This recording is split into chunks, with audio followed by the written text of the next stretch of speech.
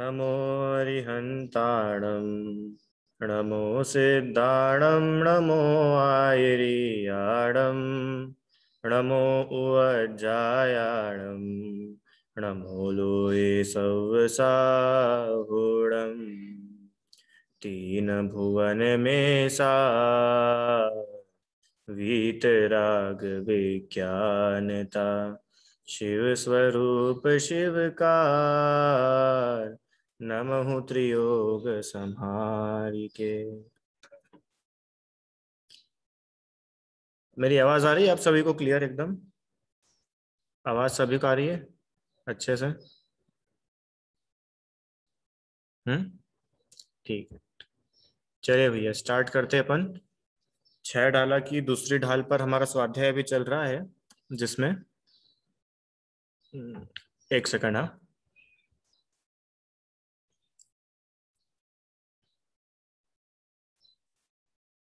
हाँ, छह डाला की दूसरी ढाल पर हम लोग स्वाध्याय कर रहे हैं, जिसमें हमने अभी तक अग्रहित मिथ्यात्व का स्वरूप समझा है।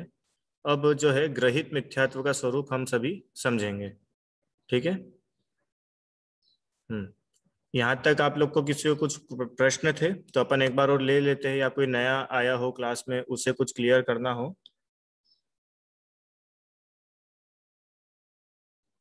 हम्म ठीक है, आवाज आ रही है ना सभी को क्लियर अच्छे से अभी?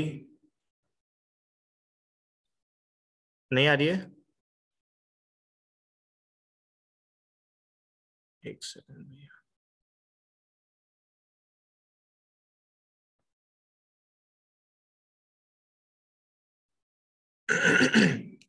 ठीक है, अभी अब अच्छे से आ रही होगी सभी को आवाज?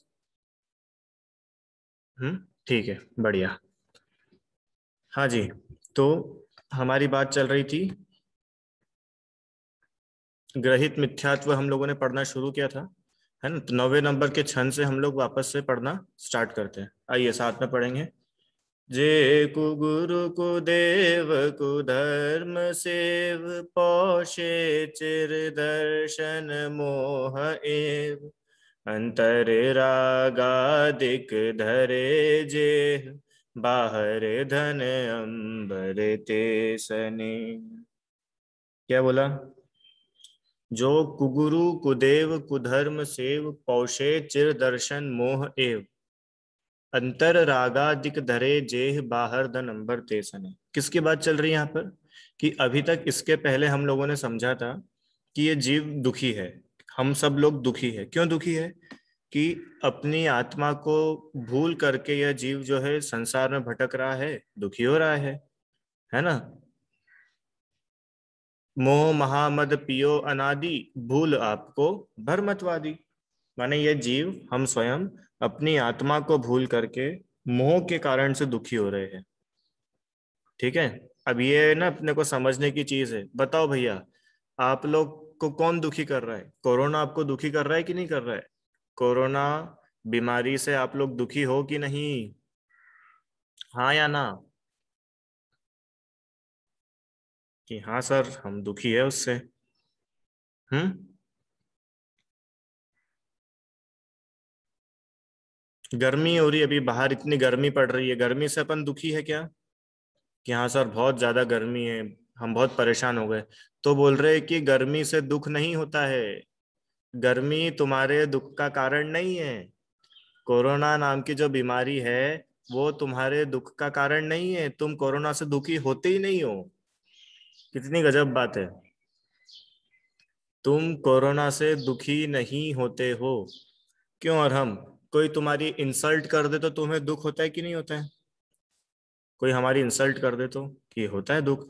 तो बोल रहे कि इंसल्ट से दुख होता ही नहीं है हमको। कोई हमारी बात ना सुने जब दुख होता है, तो वो बोल रहे कि नहीं, बात सुनने ना सुनने से फर्क ही नहीं पड़ता, उससे किसी को दुख होता ही नहीं है। तो दुख होता क्यों है? मोह के कारण से दुख होता है। मोह मतलब जो उल्टी बुद्धि है, हमारी उल्टी मान्यताएं है, हमारी जो उल्टी सोच चलती है, उस कारण से हम दुखी होते हैं। ये बहुत समझने की बात है। और अगर ये आपको समझ में आ गई ना, तो सच्ची में सम्यक दर्शन हो गया अपने को। आप सब लोग सम्यक दर्शन प्राप्त करना चाहते हो कि नहीं? ऐसा कोई है कि जो सम्यक दर्शन प्राप्त नहीं करना चाहता? तो हाथ खड़ा कर लो। हर कोई सम्यक दृष्टि होना चाहता है। तो सम्यक दृष्टि मतलब कि उसका विजन एकदम क्लियर है कि मैं जो भी मुझको दुख हो रहा है वो मोह के कारण से हो रहा है। बाहर की बीमारियां मुझे दुखी नहीं कर सकती। बाहर की गर्मी मुझे दुखी नहीं कर सकती। बाहर की ठंड, मुझे भूख लग रही है ना, भूख, वो भूख से मैं दुखी नहीं हो सकता। हम दुखी क्यों होते? मोह के कारण से। उन्होंने क्या लिखा है कि अनादिकाल से इस जीव ने खाना नहीं खाया इसलिए संसार में भटक रहा है, ऐसा लिखा है क्या? कि ये इसको गर्मी बहुत लगी इसलिए ये संसार में भटक रहा है, ऐसा कहीं पे लिखा है? संसार में हम भटक क्यों रहे हैं? हम, हमारा मोक्ष क्यों नहीं हो रहा है? क्योंकि मोह, मोह महामद पियो अनादि, मोह रूपी मदिरा के कारण से जीव भटक रहा है संसार। ठीक है, तो मोह मतलब मिथ्यात्व, उल्टी मान्यता है। माने जो वस्तु जैसी है, जो चीज जैसी है, उसको वैसा ना मान करके कुछ और मान लेना, उसका नाम है मिथ्यात्व। है ना? जैसे कि ये मोबाइल है, अब इस मोबाइल को मैंने क्या मान लिया कि नहीं ये मोबाइल है, इसको मैं मान लेता हूं कि ये पंखा है। ठीक है, मैंने इसको क्या मान लिया, ये पंखा है। अब मैं इसको रोज बोलूं चल मुझे हवा दे, चल मुझे हवा दे, मेरे को हवा दे, तो ये मेरे को हवा दे पाएगा क्या? और मैं सोच सोच करके दुखी हो रहा हूँ कि क्या काम का ऐसा फोन, 50,000 रुपए का फोन खरीदा और ये इससे तो मेरे को हवा ही नहीं मिल रही है। अरे तो भले आदमी, इसमें हवा देने की शक्ति होती तो ये हवा देता। हम्म हमने उल्टा मान लिया ना। उस फोन की गलती है क्या? क्यों, फोन की कोई गलती है? नहीं, इसकी कोई गलती नहीं, हमने जो उल्टा मान रखा है ना कि मोबाइल में से हवा आएगी, तो ये उल्टे मानने के कारण हम परेशान हो रहे हैं, हम दुखी हो रहे हैं। अगर हम ऐसा उल्टा माने ही नहीं तो हम दुखी होंगे क्या? बिल्कुल नहीं होंगे। तो ये उल्टे मानने का नाम ही मिथ्यात्व है। माने जो वस्तु जैसी है आप उसको वैसा मान लो, तो आप दुखी हो ही नहीं सकते हो, कभी दुखी नहीं हो सकते हो। ये सुखी होने की चाबी है, चाबी। क्या?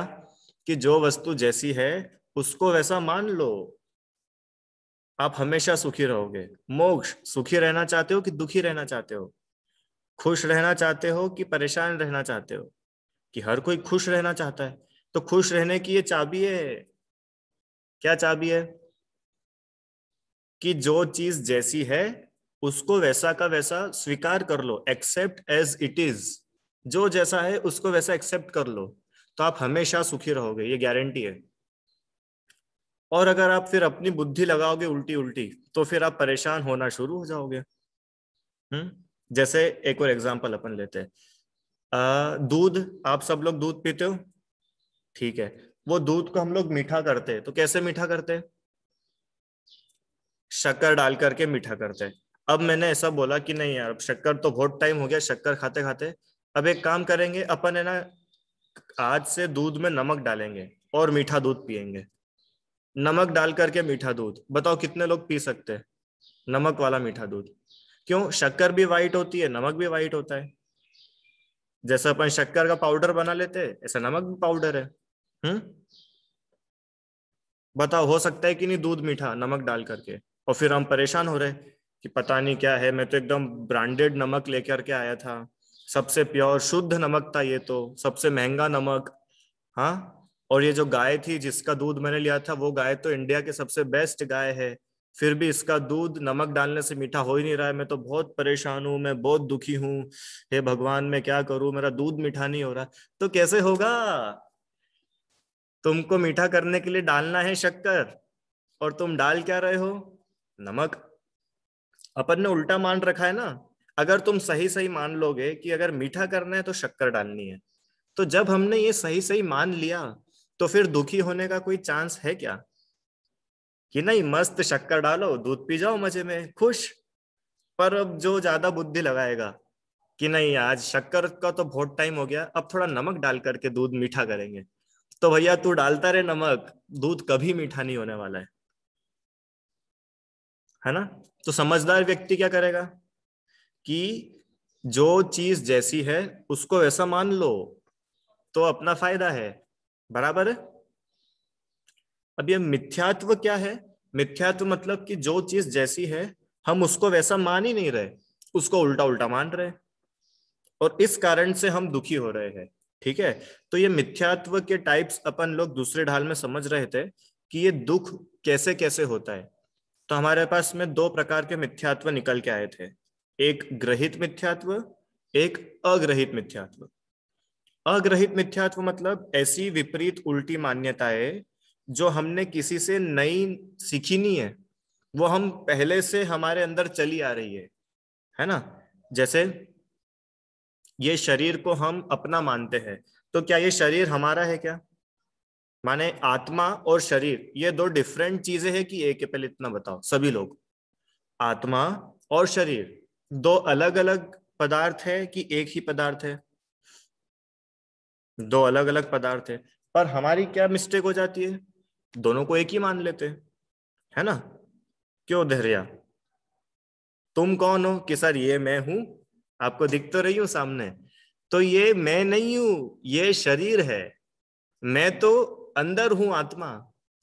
पर हम क्या करते हैं, शरीर और आत्मा को एक मान लेते, तो ये उल्टा उल्टा मान लिया, और बस यहां से अपना दुख शुरू हो गया।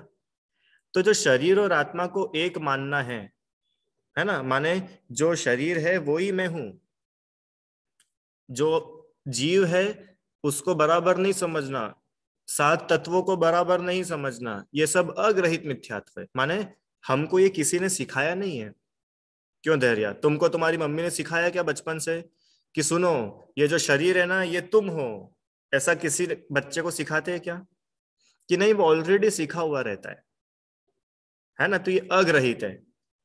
अब ग्रहित मिथ्यात्व क्या है, उसकी पढ़ाई अपन आज से शुरू कर रहे हैं। ग्रहित मिथ्यात्व मतलब ऐसी विपरीत मान्यताएं, ऐसी उल्टी उल्टी बातें जो हम बाय बर्थ सीखे सिखाए नहीं है, हमने इस लाइफ में बाहर के लोगों को देख करके, बाहर लोगों को सुन करके, बाहर की कुछ दूसरी किताबों को पढ़ करके नया सीखा है।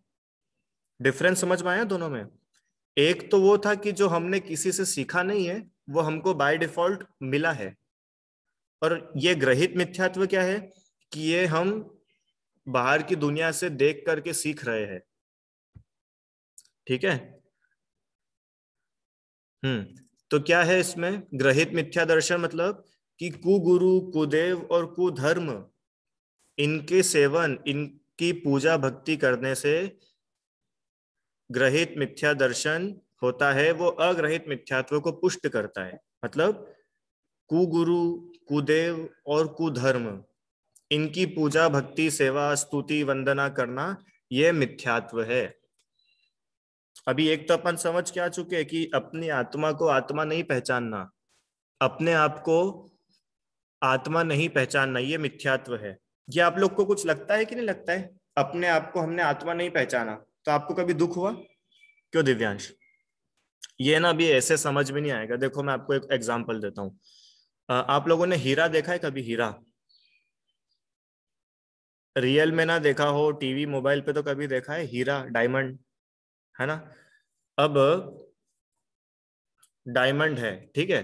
अब वो जो डायमंड तुम्हारे हाथ में है, उसको तुमने आज तक देखा ही नहीं था कि ये डायमंड होता है, डायमंड कैसा होता है, डायमंड की वैल्यू कितनी होती है, हाँ, डायमंड कितना प्रीशियस होता है, ये हम लोगों को अभी तक पता ही नहीं था।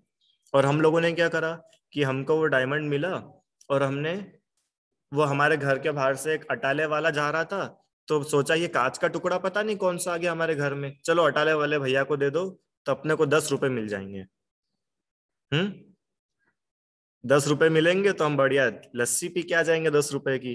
तो हमने क्या करा, वो डायमंड को कांच समझ करके अटाले वाले भैया को बेच दिया, और उसके बदले में 10 रुपए हमको मिल गए, तो हम बहुत खुश हुए।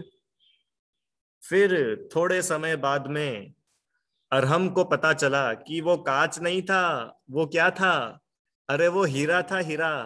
वो इतना सा जो टुकड़ा था ना, उसकी कीमत 10 रुपए नहीं थी, 10 करोड़ रुपए थी। हम्म। तो अब अरहम परेशान होना शुरू हो गया कि अरे भगवान, कितना घाटा हो गया अपने को, कितनी बड़ी गलती हो गई अपने से। क्यों गलती हो गई?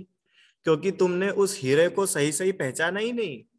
तुम उस हीरे को कांच समझ रहे थे और कांच के भाव में बेच दिया।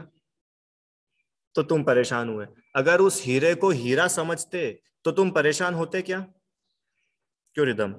अगर हीरे को हम हीरा ही समझते तो हम परेशान होते? कभी नहीं होते। ऐसे ही आत्मा को अगर हम आत्मा ही जानेंगे समझेंगे तो आप ये विश्वास मानो, आप कभी दुखी नहीं होंगे। भले ही कोरोना हो, भले ही सर्दी गर्मी हो, भले ही भूख प्यास हो, भले मच्छर काटे, भले सांप काट ले, भले पहाड़ से गिर जाओ, भले कोई गोली मार दे, तुम कभी दुखी नहीं होगे। क्यों? क्योंकि तुमको ये पक्का मालूम है कि मैं शरीर नहीं हूं, मैं आत्मा हूं। और ये जितनी भी बाहर की चीजें हो रही है, ये मुझ में हो ही नहीं रही है, ये तो शरीर में हो रही है। क्यों? धूप किसको लगती है? धूप शरीर को लगती है कि आत्मा को लगती है? शरीर को लगती है। भूख किसको लगती है? शरीर को लगती है कि आत्मा को लगती है? शरीर को लगती है। हम्म। खून किसको आता है? हम गिर जाते हैं, खून आता है। खून शरीर को आता है, आत्मा को आता है? शरीर को आता है। तो जब हमको ये समझ में आएगा कि भैया ये जितनी भी दुख हमको हम मान रहे हैं ये तो शरीर में हो रहा है, हाँ मुझ में तो हो ही नहीं रहा है। और जब हम अपनी सही सही पहचान करेंगे तो बताओ हम सुखी कैसे नहीं होंगे? होंगे कि नहीं होंगे सुखी? और सुखी होने का नाम सम्यक दर्शन है, सुखी होने का नाम मोक्ष है, सुखी होने का नाम भगवान बनना है। इतना सरल है। ठीक है, तो ये हुआ अग्रहित। अब ग्रहित में क्या है कि जीव जो है वो कुगुरु कुदेव कुधर्म इनको सच्चा माने बैठा है, और उनके कारण से उल्टी बुद्धि उसमें आ रही है। अभी कुगुरु कुदेव कुधर्म क्या होते हैं वो उन्होंने बताया है ना। सबसे पहले कुगुरु का स्वरूप समझा रहे हैं। अंतर रागादिक धरे जे, बाहर धन अंबर ते सने, है ना। धारे कुलिंग लही महत भाव, ते कुगुरु जन्म जल उपलनाओ। कुगुरु किसको बोलते हैं? तो कुगुरु से पहले हमको ये समझना पड़ेगा गुरु किसको बोलते हैं। आप लोग को पता है गुरु मतलब कौन? गुरु मतलब कौन होता है? गुरु मतलब टीचर। जिनसे हम कुछ सीखते हैं वो हमारे गुरु है ना। हम लोक में उन्हीं गुरु बोलते हैं। पर यहाँ पे गुरु का अर्थ है जो हमें सच्चा रास्ता दिखाए, जिसकी हम पूजा करते हैं, वो हम उसको गुरु बोलते हैं। तो आपके हिसाब से आपके गुरु कैसे होना चाहिए? बताओ, कौन बोलेगा? आपके हिसाब से आपके गुरु कैसे होना चाहिए? कौन बताएगा? अभी मैं कुछ है डाला में से कोई रटा रटाया उत्तर मत देना। आप क्या चाहते हो अगर कोई व्यक्ति आपका गुरु बने तो उसके अंदर क्या होना चाहिए? ठीक है, रटा हुआ उत्तर बिल्कुल भी नहीं चाहिए मुझे। बताओ कौन बोलेगा? आशी, बोलोगे तुम? चलो बोलो, एक सेकंड। हाँ, इधर कनेक्ट हो जाए।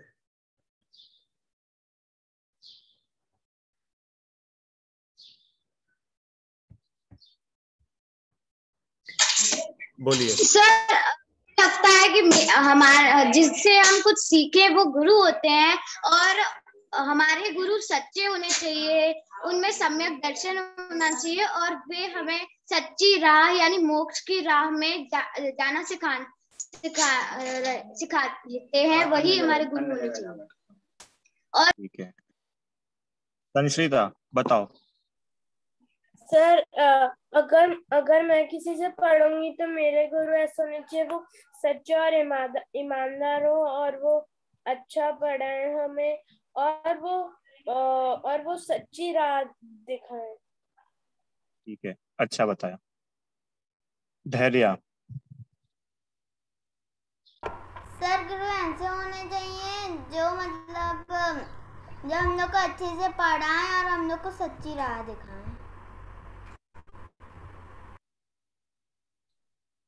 मेरे को आश्चर्य हो रहा है, एक मुझे आश्चर्य ये हो रहा है कि आप सब लोग गुरु के बारे में बोल तो बहुत रहे हो, जो हमें अच्छे से पढ़ाए वो हमारे गुरु होना चाहिए। तो आप लोगों ने कभी अच्छे से पढ़ा कि नहीं पढ़ा? पढ़ाने वाला, अभी मैं जैसे आपसे पूछूं कि अच्छे गुरु कौन होते हैं, तो आपने बोला कि जो अच्छे से पढ़ाए वो अच्छा गुरु। तब मुझे बताओ अच्छा स्टूडेंट कौन होता है? अच्छा स्टूडेंट कौन होता है? कि जो अच्छे से पढ़े वो अच्छा स्टूडेंट कहलाएगा कि नहीं कहलाएगा? अब अच्छे से पढ़ना तो किसी को नहीं है, पर अच्छे से पढ़ाने वाले सबको चाहिए, तो ऐसे कैसे काम चलेगा भाई? इसलिए सोच समझ के उत्तर दो, जो तुम लोग मानते हो वैसा वाला उत्तर चाहिए मेरे को। सर हटावा कि नहीं अपन ऐसा उत्तर देंगे तो क्या सर थोड़े इम्प्रेस हो जाएंगे, वो वाला काम नहीं चाहिए, अच्छा उत्तर दो। चलो कौन बोलेगा? दिव्यांश।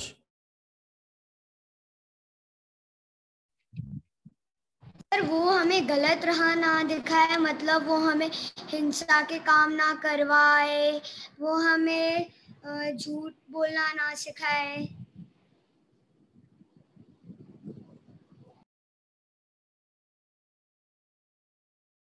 जो हमें सही सही बता दे और जो हमें अच्छे से पढ़ाए।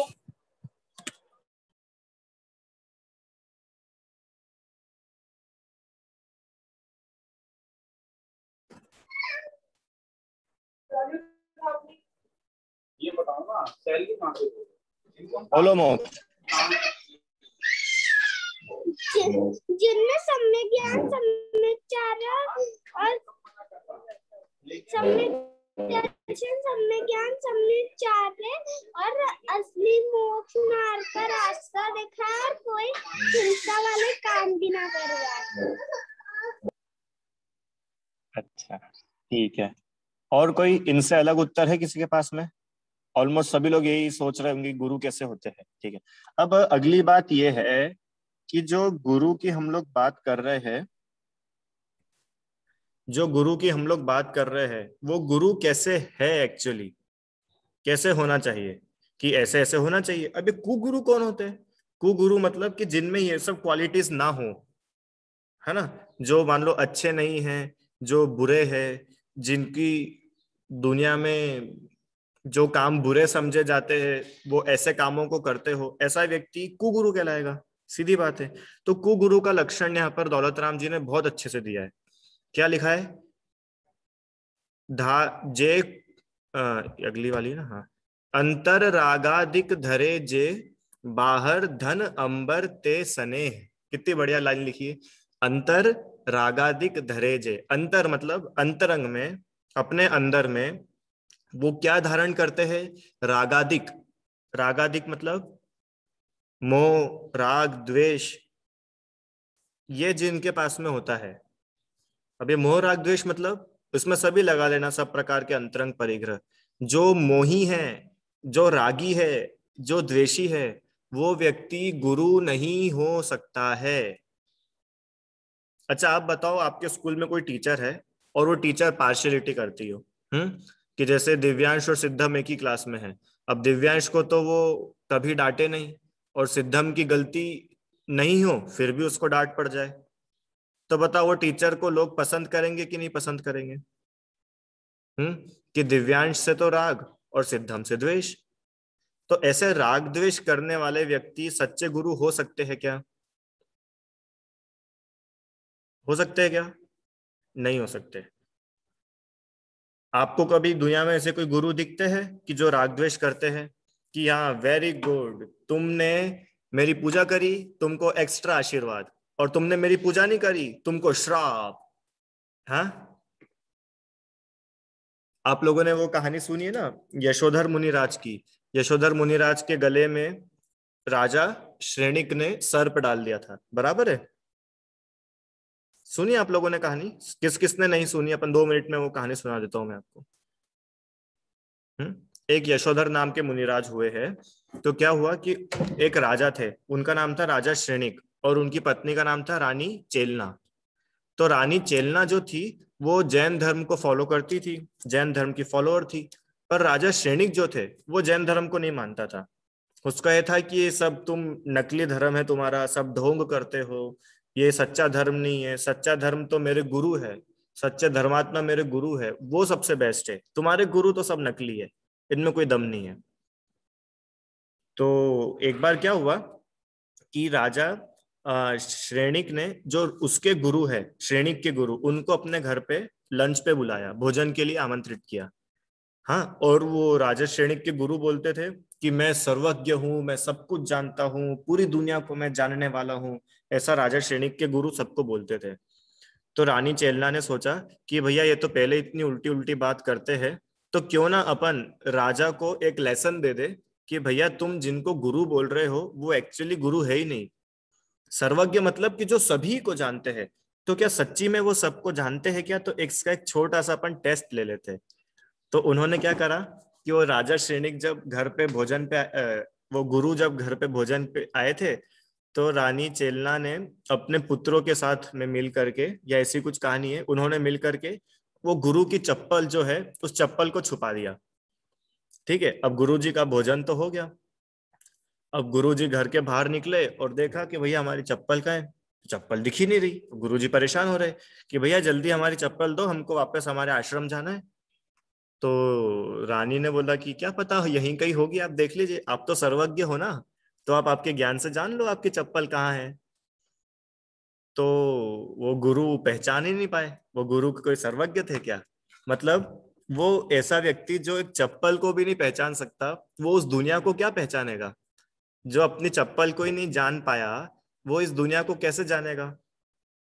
तो ऐसा एक लेसन के तौर पे रानी चेलना ने श्रेणिक को बताया, और फिर बाद में उनके चप्पल वगैरह देके उनको टाटा बाय बाय कर दिया। पर ये बात जो थी राजा श्रेणिक को बहुत खराब लगी कि ये रानी ने मेरे गुरु को घर बुला करके उनकी इंसल्ट करी है, उनकी बेइज्जती करी है। तो राजा श्रेणिक को इस बात का बदला लेना था। तो राजा श्रेणिक ने पता है क्या करा? उन्होंने सोचा कि ये रानी चेलना ने मेरे गुरु को परेशान करा है, अब मैं भी बदला लूंगा। क्या बदला लूंगा? कि रानी चेलना के जो गुरु है दिगंबर मुनिराज, मैं उनको परेशान करूंगा, उनसे बदला पूरा करूंगा। तो वो श्रेणी कैसे जंगल में एक दिन गए घूमने, शिकार करने के लिए। तो उन्हें जंगल में एक दिगंबर मुनिराज दिखे, ध्यान में लीन। क्या नाम था मुनिराज का? यशोधर मुनिराज। और वो यशोधर मुनिराज जो थे ये आत्मा में लीन थे। और श्रेणिक ने बोला भैया ये सबसे बढ़िया तरीका है इनसे बदला लेने का। और उसने क्या करा, एक मरा हुआ सांप वो मुनिराज के गले में डाल दिया और वहां से चला गया। क्या हुआ? मरा हुआ सांप डाल दिया तो, अरे मरा हुआ सांप डाला तो चींटियां आ गई, कौवे आ गए, हाँ, जानवर दूसरे कीड़े आ गए, कीड़े चढ़ गए, क्योंकि मरा हुआ सांप था ना, तो वो खाने के लिए सब कीड़े चढ़ गए। एक दिन निकल गया, 2 दिन निकल गया, 3 दिन हो गए। 3 दिन हो गए वो सांप मुनिराज के गले में डला रहा और अनेक अनेक कीड़े आकर के उनको खा गए। तो ऐसे ही वो राजा तो सब भूल गया कि ठीक है अब क्या है, अपन तो करके आ गए। पर एक दिन ऐसे ही फिर महल में बात निकली 3 दिन बाद में कि दिगंबर मुनिराज बहुत महान है, दिगंबर धर्म बहुत महान है। तो राजा श्रेणिक ने बोला कोई महान नहीं है, सब नकली धर्म है तुम्हारा। अभी 3 दिन पहले मैं जंगल में वो मुनिराज के गले में सांप डाल के आया था, अभी तक तो वो भाग गए होंगे। तो जैसे रानी चेलना ने सुना, उसको तो धक्का लग गया एकदम कि आप क्या बात कर रहे हो? दिगंबर मुनिराज के आप ऊपर आपने इतना घोर उपसर्ग करा। बोले कैसा उपसर्ग? वो तो ढोंगी होते, वो तो देखो भाग गए होंगे। वो तो हम थे इसलिए खड़े बैठे होंगे, जैसे ही हम निकले वैसे वो सांप को हटा के भाग गए होंगे। तो रानी चेलना ने पता है क्या बोला कि अगर मेरे गुरु सच्चे गुरु होंगे तो वो वहां से हिले भी नहीं होंगे, और अगर आपको विश्वास ना हो तो आप चल करके देख लीजिए। और क्या हुआ वहां पर? यशोधर मुनिराज मिले कि नहीं मिले? नहीं मिले। अरे वहीं पर मिले। और कैसे मिले? सांप वहीं था कि सांप को दूर फेंक दिया था? अरे सांप भी गले में टंगा हुआ था, चींटियां भी भरी पड़ी थी, ओहो पूरा शरीर चींटियों ने खा लिया हो। तो जैसे ये दृश्य श्रेणिक राजा ने देखा तो उसकी आंखों से तो आंसू आ गए कि हे भगवान, मैंने कितना बड़ा पाप कर लिया, कितना घोर पाप मैंने करा। बताओ इतने महान संत और इनके साथ में मैंने कैसा उपसर्ग करा। फिर जैसे तैसे करके वो चींटियों को हटाया, सांप को हटाया, मुनिराज का उपसर्ग दूर हुआ और वो अपने ध्यान से बाहर आए। उन्होंने देखा सब क्या चल रहा है भैया, क्या हुआ। तो राजा श्रेणिक जो है वो तो बिल्कुल आंसू बहा रहा है, उसके आंखों से तो बिल्कुल नदियां बह रही हो, और वो मुनिराज के चरणों में लौट गया, लेट गया। रानी चेलना ने भी मुनिराज को नमस्तु करा। अब प्रश्न ये उठता है, ये कहानी मैंने इतनी ये सुनाई कि जो यशोधर मुनिराज थे उन्होंने सब आशीर्वाद दिया, तो राजा श्रेणिक को कौन सा आशीर्वाद दिया और रानी चेलना को कौन सा आशीर्वाद दिया? रानी चेलना को तो डबल ट्रिपल आशीर्वाद दिया होगा कि रानी तुम बहुत खुश रहो, तुम ऐसे धन संपत्ति से भरी रहो, तुम्हारे खजाने भरते जाए। उसको तो अच्छे अच्छे आशीर्वाद दिए होंगे। और राजा श्रेणिक को तो दुष्ट है, तू नरक जाएगा, हैं, तेरे को नरक में कोड़े पड़ेंगे, तूने मुनिराज को उपसर किया, जा तुझे श्राप देता हूं, ऐसा कोई आशीर्वाद दिया होगा? हाँ, आप कल्पना कर सकते हो क्या बोला उन्होंने? धर्म वृद्धि रस्तु। ओहो, आप दोनों में ही धर्म की वृद्धि हो। अरे ऐसा कैसा? रानी चेलना को भी वही आशीर्वाद, राजा श्रेणिक को भी वही आशीर्वाद। कुछ तो थोड़ा कम ज्यादा करते कि नहीं करते भैया? वीतरागी है। वीतरागी मतलब क्या होता है? जिन्हें ना राग, जिन्हें ना द्वेष। आहा, धन्य हमारे मुनिराज, ऐसे होते सच्चे गुरु, जिनके ना राग है, जिनके ना द्वेष है। ये होती सच्चे गुरु की पहचान। और जो व्यक्ति रागी द्वेषी है, जिसके अंदर में राग द्वेष भरा पड़ा है, हाँ, जो ज्यादा रुपए देगा उसके लिए आशीर्वाद, जो गरीब है उसको तो अंदर भी मत आने दो, ओहो, ये तो सच्चे गुरु का लक्षण नहीं है। तुम सोने चांदी दोगे तो तुमको, तुम्हारे घर पे हम आ जाएंगे, और तुम कुछ भी नहीं दोगे तो हम तुम्हारे घर पे ही नहीं आएंगे। ये सच्चे गुरु का लक्षण नहीं है, ये तो रागी द्वेषी कुगुरुओं का लक्षण है। समझ में आया? तो ऐसे जो राग द्वेष से रहित है वो होते सच्चे गुरु, और जो राग द्वेष के साथ है, जो क्रोध मान माया लोभ परिग्रह इन सब के साथ है, वो कुगुरु है। और ऐसे कुगुरुओं को मारने वाला जीव, ऐसे कुगुरु की भक्ति सेवा करने वाला जीव मिथ्या दृष्टि है, मिथ्यात्व का पोषण करता है। ठीक है, पहली लाइन हुई। दूसरी लाइन, बाहर धन अंबर ते सने। और जो बाहर में धन वस्त्र आदि के साथ में हो, धन मतलब रुपए पैसा, वस्त्र अंबर मतलब होता है वस्त्र कपड़े, जो रुपए पैसे साथ में लिए हुए हो, हाँ, कपड़े पहनते हो, भले ही एक लंगोटी भी क्यों ना हो, या अलग अलग प्रकार के वस्त्र पहनते हो। ये तो दो ही उन्होंने लिखे हैं, आप यहाँ पर सभी परिग्रह समझ लेना। रोटी, कपड़े रखते हो, किसी के मठ हो, किसी के धर्मशालाएं बनी हो, किसी के आश्रम बने हो, कोई गाड़ी रखता हो, कोई रुपए पैसे रखता हो, ये सब कुगुरु के लक्षण हैं। क्यों कुगुरु के लक्षण हैं? क्योंकि इन्होंने जो कुछ भी रखा है ये सब परिग्रह है, और परिग्रह मुनिराज के पास नहीं होता है। परिग्रह का त्याग होता है, परिग्रह महाव्रत होता है। तो ऐसे जो परिग्रह के साथ में व्यक्ति है और वो अपने आप को गुरु बोलते हैं, ऐसा जीव कुगुरु है। समझ में आया? पहली लाइन सबको क्लियर है? कुगुरु का लक्षण पढ़ रहे अपन। ये आप लोग को परीक्षा करना है, खाली इंफॉर्मेशन के लिए नहीं पढ़ना है कि हाँ ठीक है हमको तो पढ़ लिया बस। मैंने पहले ही बोला था, इंफॉर्मेशन के लिए बिल्कुल भी पढ़ाई मत करो, अप्लाई करो, लाइफ में अप्लाई। अब आपने समझ लिया कि ऐसा व्यक्ति कुगुरु होता है, तब जीवन भर अगर आपको इन लक्षणों के साथ कोई व्यक्ति दिखे तो उसके आगे हमारा ये श्रद्धा का माथा झुकना नहीं चाहिए। हमारी श्रद्धा इतनी मजबूत होनी चाहिए, उसका नाम है सम्यक दर्शन। ठीक है, तो इस प्रकार से हमने आज एक लाइन का अर्थ समझा है। अगली जो लाइन है उसका अर्थ अपन कल करके आगे का विचार करेंगे। अभी कुछ प्रश्न हो तो आप लोग पूछ सकते हैं।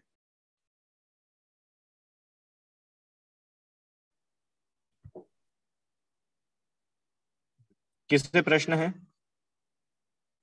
इस टॉपिक से रिलेटेड कोई प्रश्न हो तो आप पूछ लीजिए। बोलिए दिव्यांश।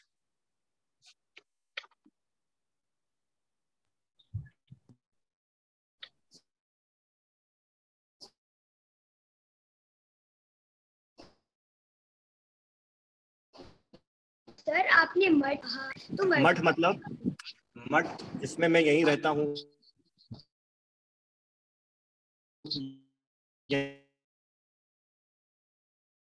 यहीं पे मेरी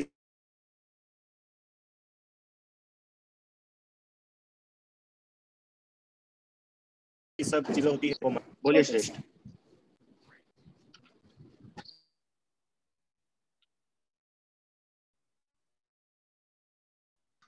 भैया जी मेरा कोई क्वेश्चन नहीं है।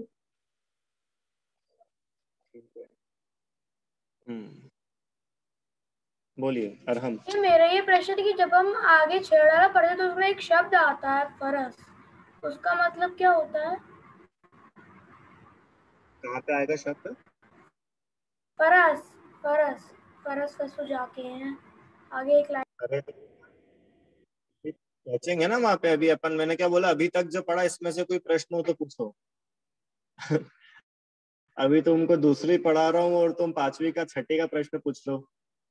अभी तक जो पढ़ा है इसमें से कुछ प्रश्न हो तो। सिद्धम। भैया मैं